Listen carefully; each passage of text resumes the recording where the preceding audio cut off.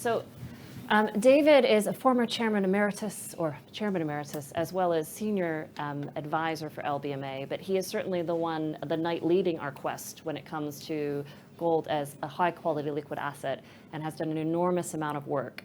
For those of you who are in Barcelona, great speeches there, but excited to show you some of the detail. And for those of you who've already read the paper that came out on Monday, please ask David your questions now or later.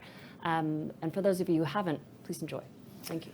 Thanks very much for that very kind introduction, Ruth.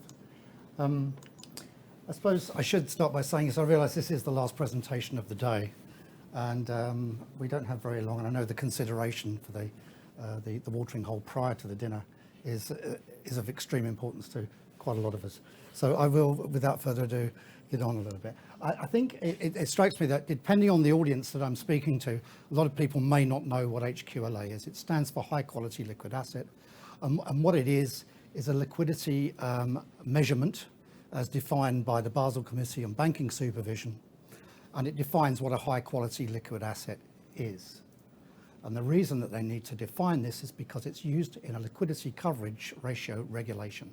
So banks now have to keep 30 days of their outflows in the form of a high quality liquid asset. Now, a high quality liquid asset is split into two groups, the level 1 and 2, and we're just going to be focusing on the level 1. And level 1 is basically cash or government bonds.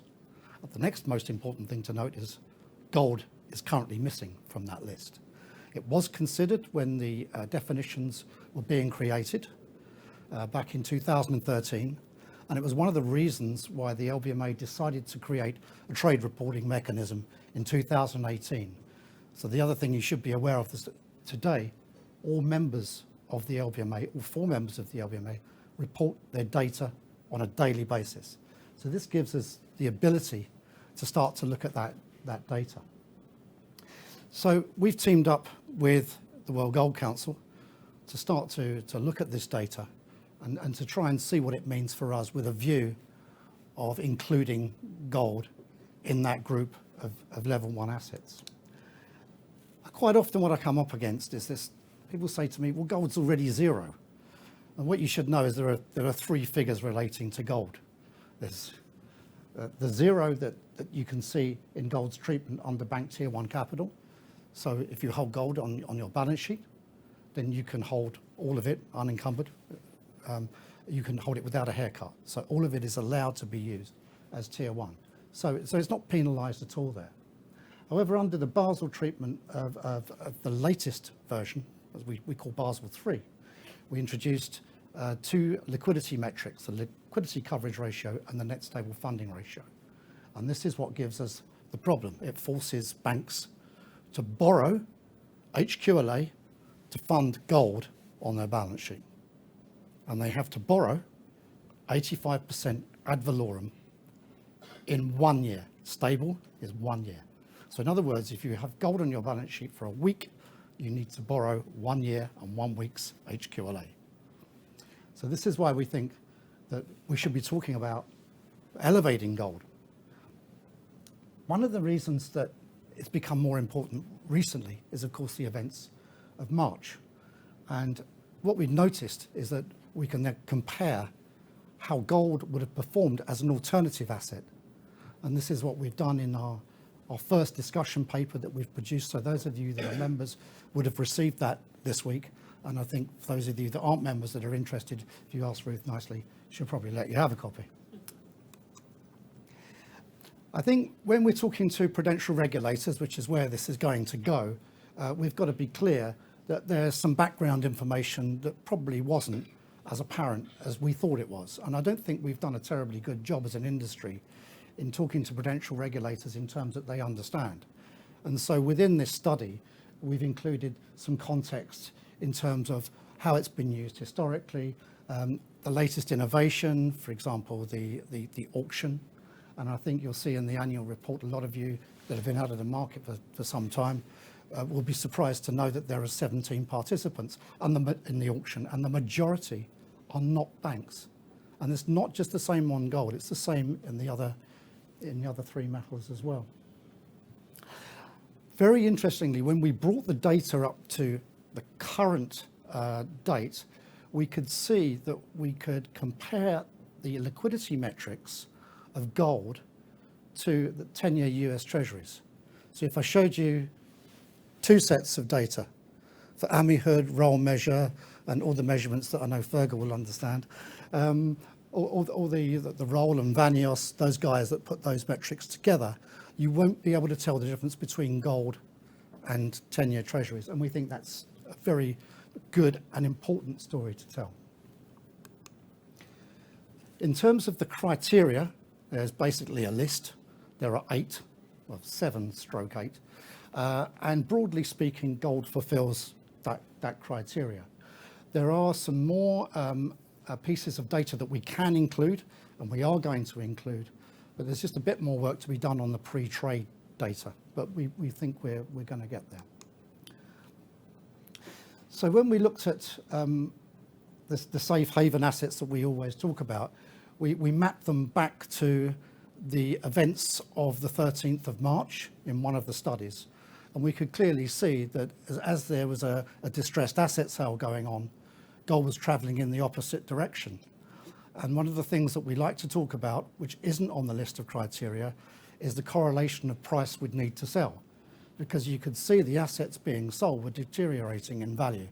So it was compounding the problem for the asset holder. Whereas if gold was included in that portfolio of high quality liquid assets, you would have seen that the actual increase in price before and after the weekend of SVB was about a 10% increase in price. I'll try and wind it up now, but there was one other quite important part of this jigsaw that we noticed when we were studying high quality liquid assets, and that you heard me say there were basically two, cash and bonds. Now, when central banks are changing monetary policy from QE to QT, you get this push and pull effect of cash and bonds going in the other direction. So the banks that are having to hold the high quality liquid assets are actually in competition with the central banks that are having to alter the supply of either cash or bonds. So it doesn't matter whether it's QT or QE, but it's quite difficult to do when there's basically a duopoly in the market. The other interesting thing that we noticed in listening to prudential regulators is that they've understood that there was a problem with liquidity, quite clearly with the liquidity coverage ratio rule, and they're looking at having a base level and then a floating level above, because banks were very reluctant to dip into that pool of liquidity. Maybe it was a stigma problem, maybe there was another reason for it, maybe it was because the price of those assets were deteriorating. We don't know, but we are going to endeavour to find out. But what we understood was that if you had a situation where you had a base of HQLA and a floating limit above, that floating limit could be denominated in a high quality liquid asset that was negatively correlated to the other two. So I think that's basically me hitting the nail on the head, and I'm going to wind it up unless you've got any questions. Sure. What's the scale of the Class 1 HQLA? So how big is the cash and bonds held at the moment? What's the potential demand upside for gold if it is included? Well, it could be quite large. So level 1 and level 2, if you look at the Basel figures, you'll see about 90% banks use level 1.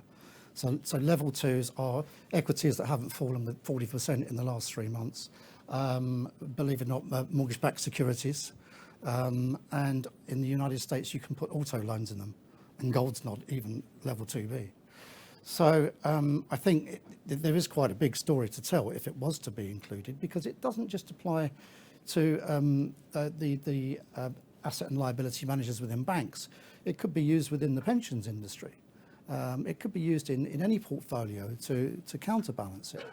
So the other thing that we're going to try and do in the next study is to look at the demand for HQLAs coming out of the United States when they bring all those banks, you know, that were sub 700 billion. So we're going to go all the way down to sweep up what would have been the SVBs down to about 100 billion.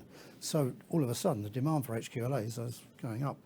And if you talk to anybody that watches the Fed auctions, they're saying that liquidity on the Fed auctions isn't ideal. It's constrained by the limits the regulators have put on the banks. So that, they can only take so much on the balance sheet. So I think there's quite a few interesting dynamics that we could pull down. And then we want to discuss this with other prudential regulators, not just US ones, the Europeans, or whoever we can get round to say, do you think this is a viable idea?